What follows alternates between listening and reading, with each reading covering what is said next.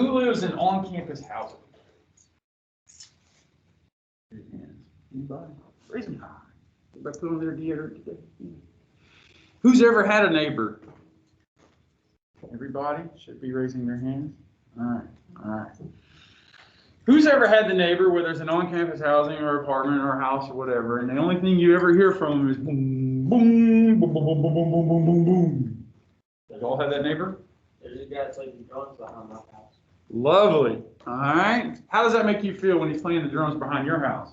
Does he wait till the middle of the night to do it too? No, I think like in the afternoon. Okay, at least there's that. Okay, who has the neighbor in on-campus housing? My folks that raise their hand. That all you ever hear from him is boom, boom, boom, boom, boom, boom, boom. Anybody? Oh, so you guys are that neighbor? Yeah. Oh, quit doing that, man. That's just selfish. All right, you wouldn't want me to be your RA. Okay. The Warzone Rangers are worse though. The what now? Warzone Rangers?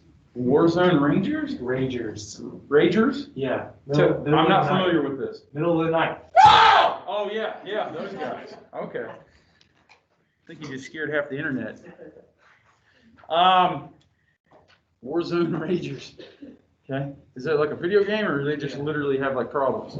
No, like it's a video game. Okay. Call of Duty. Can I tell them for the record that wasn't me screaming? Yeah.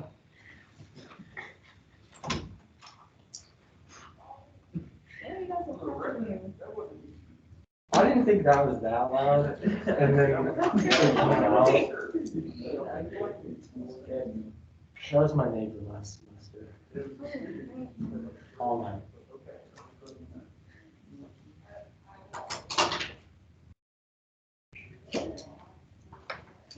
All right. There's some haters over there, so I had to make sure they understood that wasn't me. Okay. What you're experiencing there, especially that one, you get woken up in the middle of the night with that, okay? Your neighbor maybe trying to take a nap and over there playing. You get the neighbor or whatever through the wall over here from boom, boom, boom, boom, boom. You know, there's a whole host of other things that can disturb, let's say, your sleep. Are you compensated for that? Did that have a cost? Yeah, like your peace of mind, your relaxation time. That would bother me deeply, okay? All right. These things have a cost, do they not? Now, they're not like well, they could be a monetary cost, but you don't have a transaction with that person. You get upset with them. I have some neighbors that are ridiculously loud. Their kids are like punks, and they just come in and they have the muffler that makes it sound like you don't have a muffler. You know what I'm talking about? I mean, it sounds like a Flintstone car or something coming. All right. It disturbs me at night. They come in late at night, and I'll be asleep, and it wakes me up, and then it takes me a minute to go back to sleep, right? Is there a cost associated with that? Yeah, there's some monetary value. I'd actually lay down and make that person disappear, and that sound would go away. What you're experiencing there is called an externality, and that's what we're talking about. By the way, what's due Wednesday night? Exam. All right? Chapters 8 and 9. Wednesday night by 11. Oh, he looks a little surprised. Better get on that. Okay? Externality is living downwind from a hog farm. What does it smell like downwind from a hog farm? It stinks, right? All right, but you shouldn't have moved next to a hog farm. That's on you. All right. Pollution from a steel mill. You breathe the air. It damages your lungs. That's an externality. Now, everything we've covered so far has been what? Positive or negative externalities? Who's happy about emphysema? I can't wait. Ooh, I love that I've been woken up in the middle of the night. They're all negative. Pollution, yay, pollution. Let me rub it all over me. No?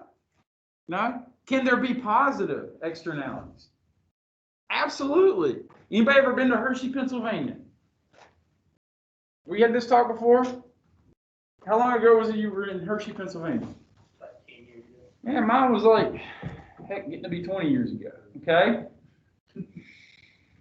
I stopped off in Hershey, Pennsylvania. You get out, if you're downwind of something, what does it smell like? It smells like chocolate. In fact, Hershey, Pennsylvania had such a smell to me, and that's different for other people. Some people might get sick of that smell, I don't know, but I was just passing through. I got out of my car, and it threw me back to my Mima's during summer. You know why? Because she had just taken some cookies out of the oven. The whole place smells like a doggone grandma's kitchen right after she took cookies out of the oven. Is that pleasing? Did I pay for that? No, but I got to smell it anyway. Hershey, Pennsylvania. Little side note, if you look it up on the map, I was actually working as a market analyst for Michelin North America, and they sent me up there to look at rubber track technology. It kept tearing up right outside Philadelphia, so I got me a rental car, went over there. Stopped off in a little Amish town that had this little Amish cafe right in the middle of the square. Got me a bowl of chili, which was some of the best chili I've ever tasted. I'm pretty sure they just put a bunch of sugar in it or something. Okay, and a half sandwich, chicken salad sandwich. It was all homemade. And when I finished the sandwich, they brought me another half sandwich. I finished the bowl. I have finally had to cut them off. Amish or something else. Do you know the name of that town? Intercourse, Pennsylvania. Seriously. So I drove west, Philly, Intercourse, Pennsylvania. A nice soup and sandwich. They kept bringing me food. Literally about parked my car and took a nap. Okay. Then I went west, kind of northwest. Blue Ball, Pennsylvania. Don't believe me? Well, careful how you Google that, but make sure you put Pennsylvania in there, okay? All right. Those are real places. The Amish, they got some names for their towns, man. Don't worry, they're not on the internet. We're good, okay? They're not going to be clowning on me. Negative and positive externalities are things that occur to you or society that's not captured by the market, meaning there is no price tag associated with it. Positive externalities, I'm all cool with, man. If I happen to be across the hall from Professor Hansen teaching about World War II history and I happen to overhear some nuggets, I didn't pay for that, but I did enjoy it. Okay, that's a positive externality. If I happen to like the smell of fresh baked cookies and I happen to be a couple miles away from the Hershey chocolate plant and they're just pumping out that smell, it's very enjoyable for me. If I happen to have the noisy neighbor that wakes me up in the middle of the night because of their rage or their car or their boom boom or whatever, okay, and it wakes me up, I don't get compensated for that. I do not like that. If I happen to live in a town with a steel mill and I'm breathing the polluted air, that has a cost for me. I might develop a lung disease and have to go to the doctor and then pay copays, or my child might have to go to the doctor and we have to pay copays, and then we have costs associated with things like emphysema, childhood asthma, cancer, or whatever it is. Those are real costs captured by the market, are they not? But the cause wasn't, because the cause is an externality. When you think externality, you think external. When you think external from the market. It's not captured in supply and demand. Does that make sense? Okay. We have to internalize externalities. How do you internalize externalities? Well, if you guys remember from macro, you have 10 principles of economics, and it said one of them was government can sometimes improve market outcomes. The problem is with society today, they think governments are the stinking outcomes and they can improve everything. They're not. They suck. They can't even deliver the mail. You want them to do health care? Good luck with that. All right. Oxygen break.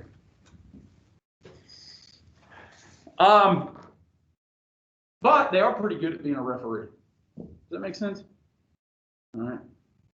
Referee in a basketball, football game, whatever. All right. Let's go with basketball. It's that season.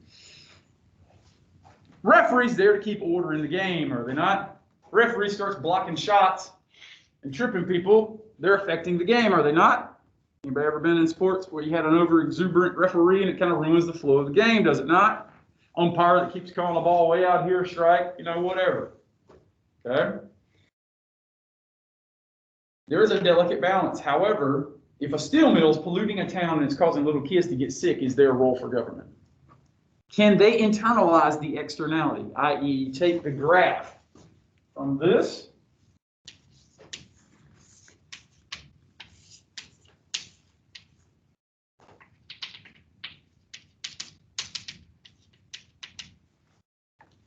the pollution's not in there, is it?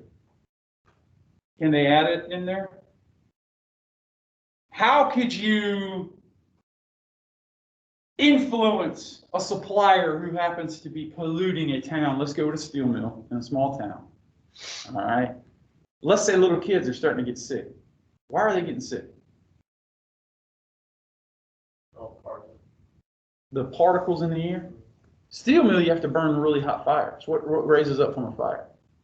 Smoke. What's in smoke? You ever been to like a campfire and your clothes all stink? Is that just some vapor, or are there particulates and smoke that make it stink? It's burnt matter in the air. Those are called particulates. Okay? How could the government remedy this situation? Let's say this is, I'm going to have to draw, I'll see what's going to happen here. I'm going to have to draw the scenario. So let's go steel mill.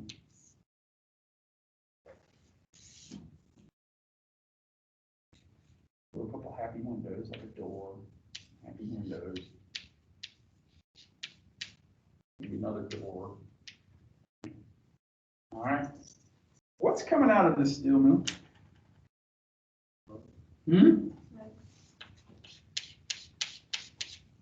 Let's say the orange is particulate.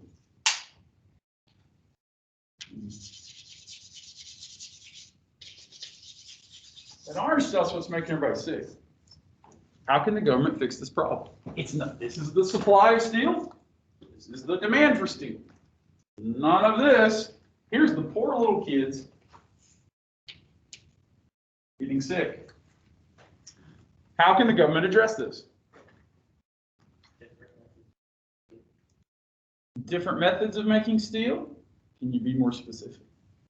You're offering up good thoughts. You're right on. I mean, different chemicals and stuff. So they got a lot of tools. We've been dealing with the government drawing lines on our graph. We could get them to draw lines on our graph, or they could just what?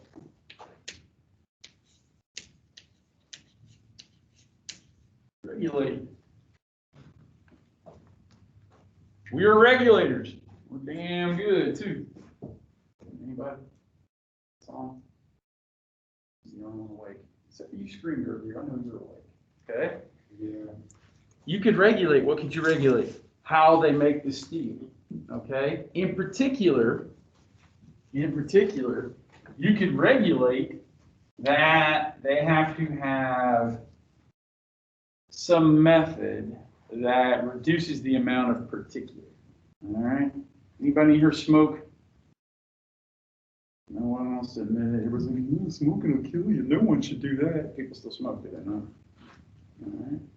They can be forced to, let's say, for example, e.g., that means for example, put scrubbers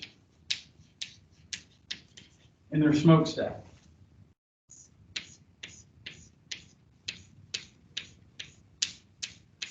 They are these filters, kind of like a cigarette.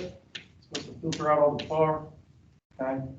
And it cuts out this particulate.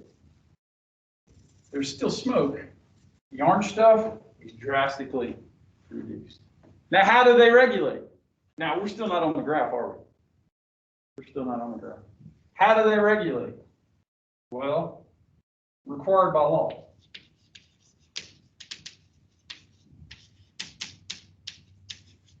And enforced by an agency. Okay, so Congress makes a law that says it's illegal to pollute to a point where you're harming kids. All right, that then goes to the executive branches and approved, and the executive branch is then given the power to create an agency that can actually control this type of stuff. And then they're the ones that go and do inspections and do everything. Anybody to say yes as to what agency would be enforcing this? Yeah. That's state. I'm thinking federal. DHEC would be on. Environmental agency. Yeah, EPA. And the EPA is things like inspectors. All right, they come in and make sure these things are functioning. In fact, they have digital meters that actually measure what's coming in. So they'll put like a digital meter up here. And via the miracle that is the internet, the info is then sent and monitored. And if they go over that level, they better shut down. Why?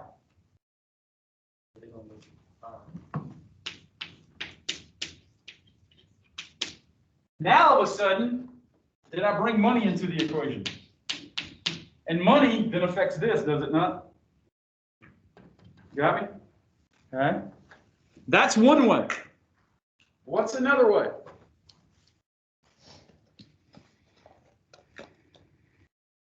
What's another way? Anybody?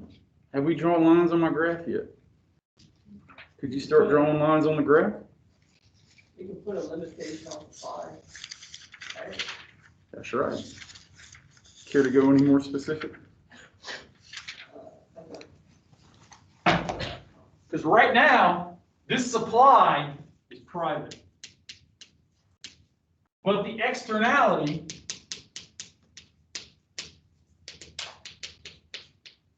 is public. Is it not? Little kids getting sick, that's affecting the public. That supply line does not consider the public. It just considers the steel company, their supply schedule. You said we could, what was your word? Limit supply, which would reduce the amount of smoke coming out of those smokestacks. How then would I draw a line on my graph to limit supply? Well, I'll let you off the hook a little bit here, Brian. I appreciate you speaking up. All right. So what you're saying is you want to go towards zero, not a lot, right? So you want to push supply back this way, where it's considering both the private and the public. Okay? True? How did I just do that? Well, the difference here would be this. What does that look like? It's a tax wedge. All right, did that drop quantity back? Through regulation, you could tax them. So the second approach is tax them to decrease supply and internalize the externality.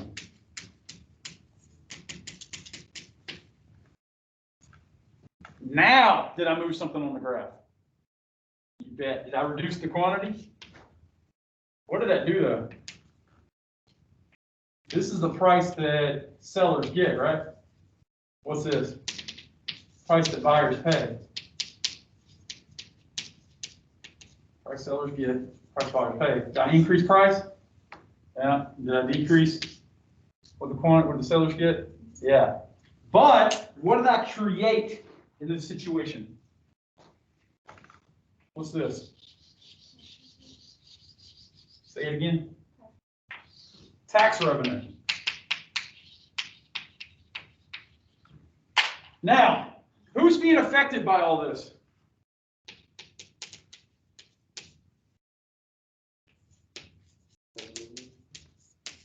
Kids getting sick, right? All right. That costs money to address, does it not? What would be a good use of this tax revenue?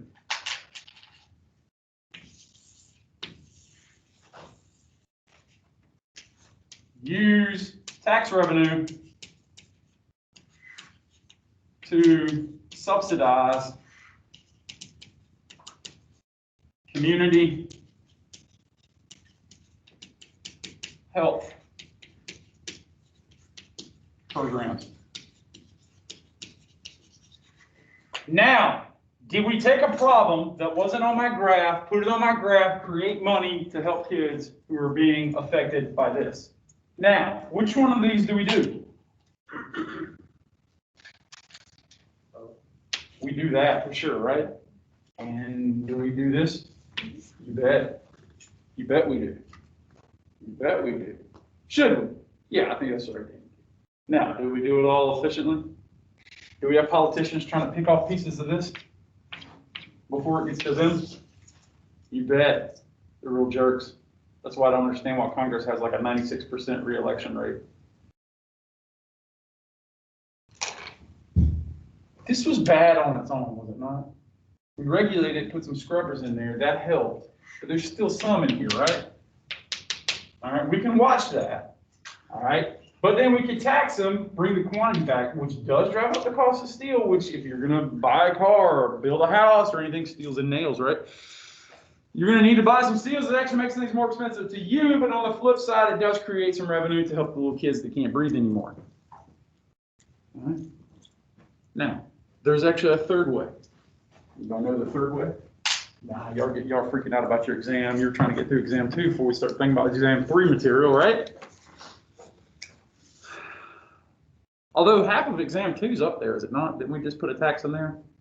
Okay, we could talk about consumer surplus before, consumer surplus after. However, we do use this revenue to help the kids, so that should be in society surplus. Producer surplus is a little bit less.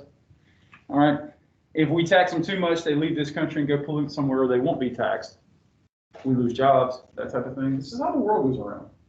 What is another way that we can address this? What is another way that we can internalize the externality? So the first one here, this one is command and control. Top down, right? Government, rules. If you're the noisy neighbor, you have an RA, which is representative of the government for housing, right? They can get you in trouble, right? Same thing. All right. This is market-based approach 1.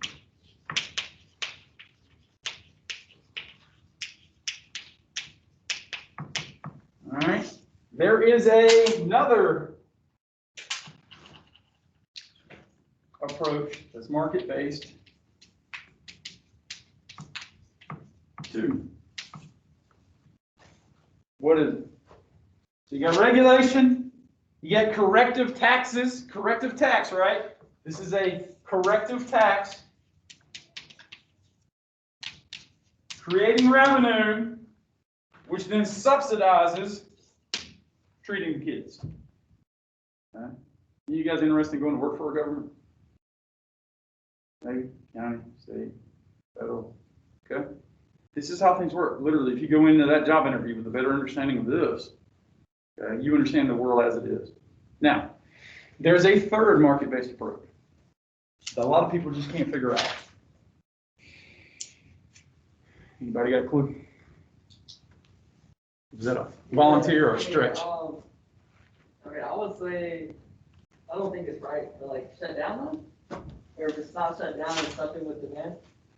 Well, that's more command and control, right?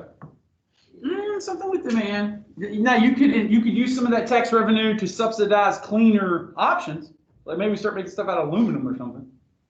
All right, although aluminum is very scarce good, so think of something else, some kind of new type of steel, you know? Okay, a new process, new way of making steel, yeah. But a lot of that's going to come out of that tax revenue. So you can put some of that tax revenue towards research for cleaner steel options. Okay. Market-based approach number 2 is you can create tradable pollution permits. Literally, pieces of paper that gives permission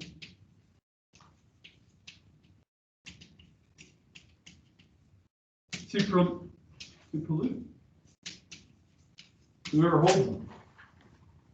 You're like, wait, what? That makes no sense. Let me help it make sense. Blank piece of paper is like a magic trick, right? It's a blank piece of paper. Okay. Here's what I'm going to do. We're in a pandemic, so I'm going to have 3 steel makers. Okay, firm 1, firm 2, firm 3. You got me? Okay. I'm going to start making steel permits or pollution permits. Sorry, not steel permits, but you have to pollute to make steel, right? Okay, and we're going to do an exercise. You guys don't have to touch them because it's pandemic and all that. Even though I think we're coming out of it, thank God.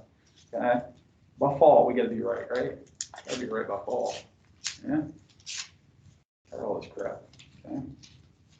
And let's do it this way. You guys mind being on camera for a minute? Because I do record these and I send them back out. This is something you might want to watch again. Y'all cool? Anybody want it about like the FBI or in witness protection? You are? Okay. Just get a mask on. I can't. Say your name and social security number into the camera. Okay. I have just torn up some paper, and here's what I'm going to do. I'm going to use one of these pens. I'm going to turn this around. Y'all going to be on candid camera. Okay. You okay? Everybody good with that? You're good? All right. So pieces of paper. I'm just gonna do, let's see here, tradable permit, that's one. Okay, this is 1 unit. Okay, they're always gonna be 1 unit, so they're all gonna say 1. 2, 3, 4, 5, and I just tore these up at random. I don't know how many's in here. 6, 7, 8, 9, 10. Should have torn up less, it'd been easier. 11, 12, 13. Okay, 14. All right. Now, let's say the pollution rate in, let's go 2018. Okay. Let's say 1 permit equals 10 million parts per particulate, meaning one of these, okay, means you can allow 10 million parts of particulate, the orange coming out of the smokestacks, to happen. You understand? Okay. What did I just create? What is this now? Sort of. Yeah, I like where your head's at. Isn't this a currency to pollute? This is a currency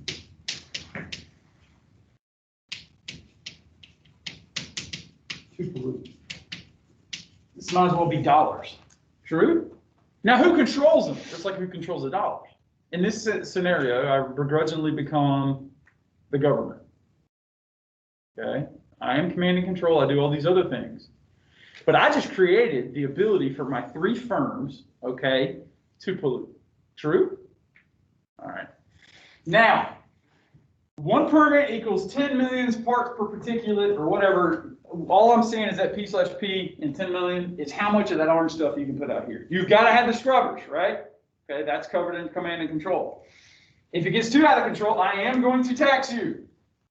Right there. Okay? Now, I'm creating basically currency to pollute. We're good? All right. Now, let's say this is 2018, and the number of permits, you know what, let me say 2017, and now we're going 2018. Let's say in 2017, the number of permits was 14. That's how many I hold in my hands. You got me? That's how many I got right here. 14. Well, let's say I want to decrease that to 12. So what did I lose? Minus 2 permits. I'm the government, right? So every year, I decide how many of these bad boys go out. Okay? And this year, I want to reduce pollution by 20 million parts per particulate. How do I do that? Every year, I hand these out, and now I only have 12 to hand out. Yes, ma'am. You're at 2017 plus. Oh, I'm sorry. Thank you. Thinking and writing at the same time is very dangerous. Okay, you'll get what I was saying, right? 2017 I had 14. Every year I bring them back in and I allocate them back out. You got me? And I allocate them evenly. Efficiency over quality, right? Quality over efficiency. Remember that? People face trade-offs. Early on in macro, we talked about that. Now I have 12. You can't operate without these, or I'll shut you down, and I'll fine you. You understand?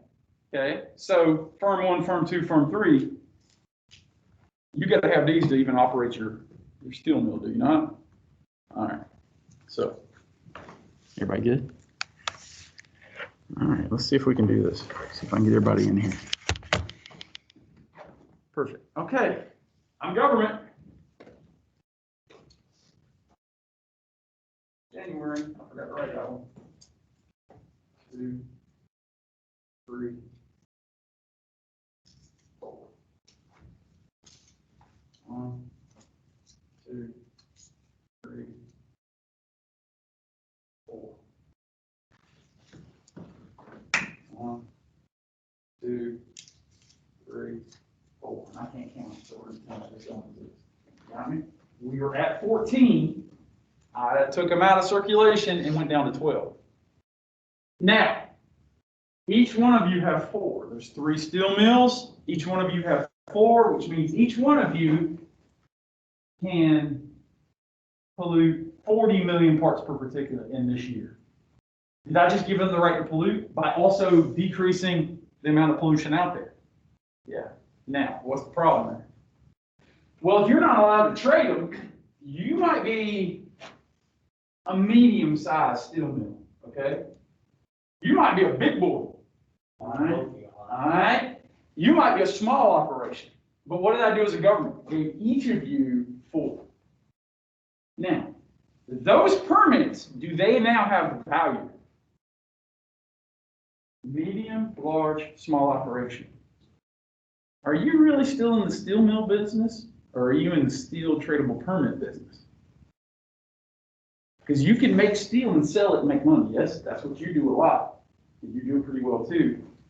But I just, as a government, gave you something of value. Could you, let's say you're small and you only need like one of those. Could you sell them to them? Do they have value? Now keep in mind, pollution's at 12, right? You now have currency.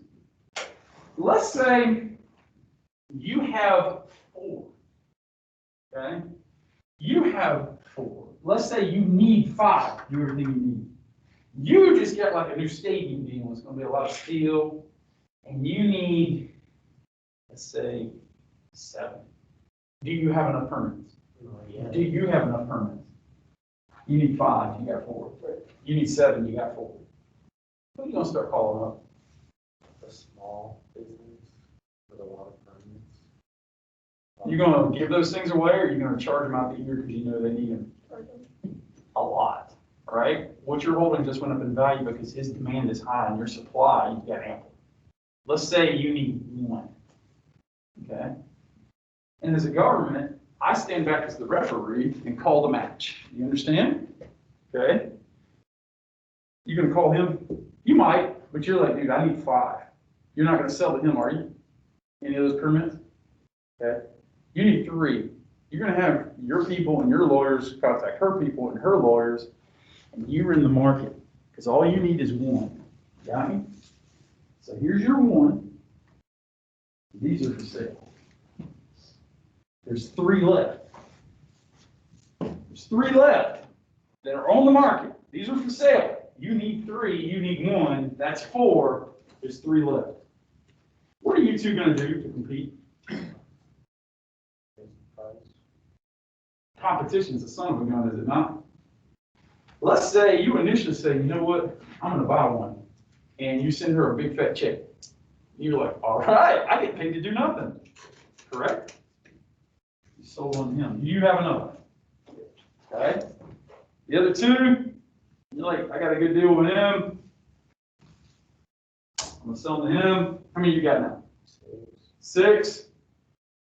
5. You got enough. You got enough. You're 1 short. Is that not the situation right now? Okay. You got enough. You got enough. You're 1 short. How valuable is 1 more permit? Pretty valuable. Will you pay her to go out of business to buy her 1? Will you overpay him? No. Or, well, yeah, you'll overpay either way. Yeah. You get that big stadium deal, remember? Yeah. Okay. You can either buy her out and acquire her company along with the permit. True. Now we're starting to move towards monopoly here. We already had like an oligopoly type situation with only 3. All right. Or you could get what? What could you do to reduce how many permits you need? Well, I could stop producing and not get all these sales I already have, but you already have them. You could overpay him, which eventually, let's admit it, you will have a price. Okay? You might want to retire to Hawaii and just get out. Okay? Everybody has a number, do they not? Okay? You're sitting here saying, I got to get 1 more, or I got to do what?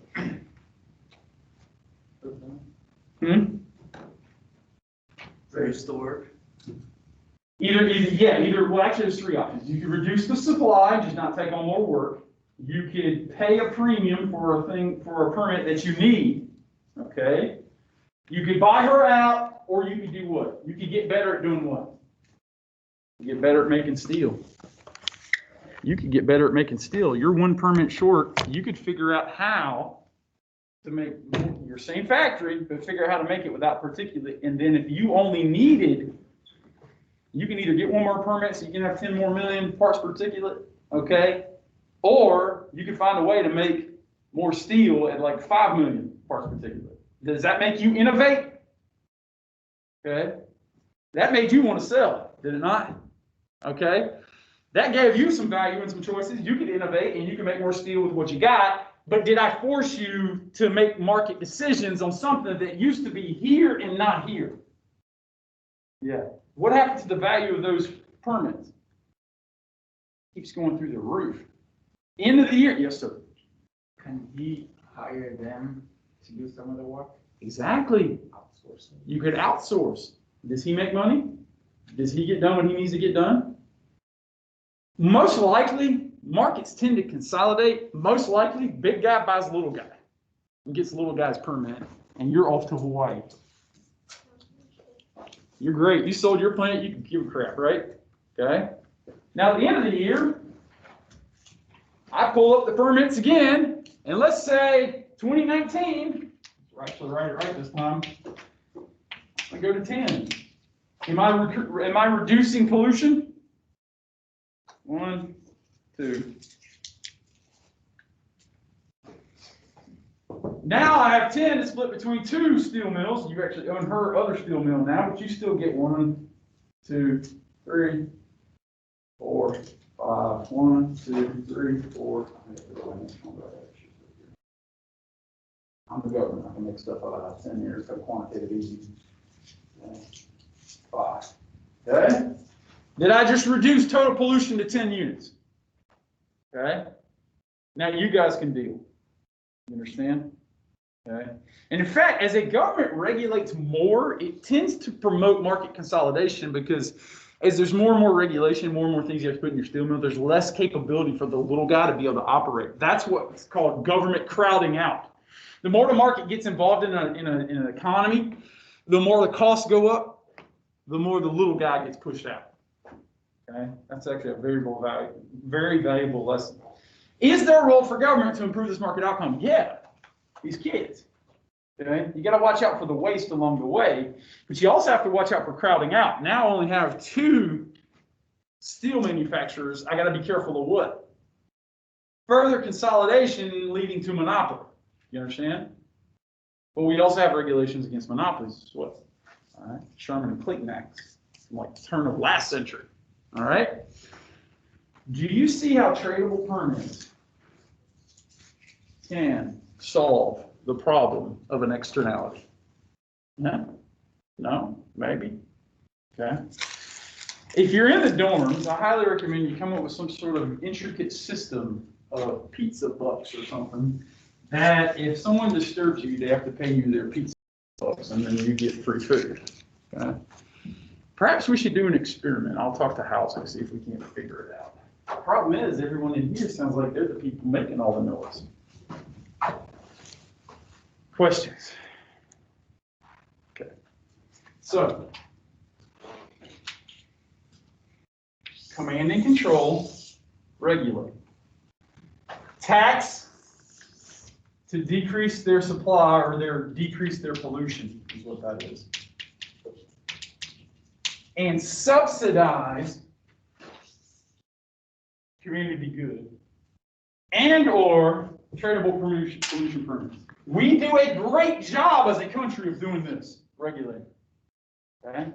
We do a great job of taxing and subsidizing. We lack here. Which one did y'all find the most clever? I'm seeing some 3s in the audience. This. Because did that affect their behavior? Yeah, man. Legally, you can only produce so much, right? All right. Pollution then. Did that internalize the externality? Yeah. So here we put a line on the graph. Here,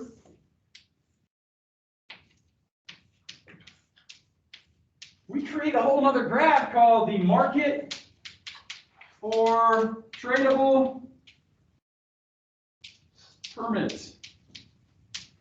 And in that, if I keep limiting, eventually I'm going to take away, you're going to be down to very limited amounts of permits to pollute.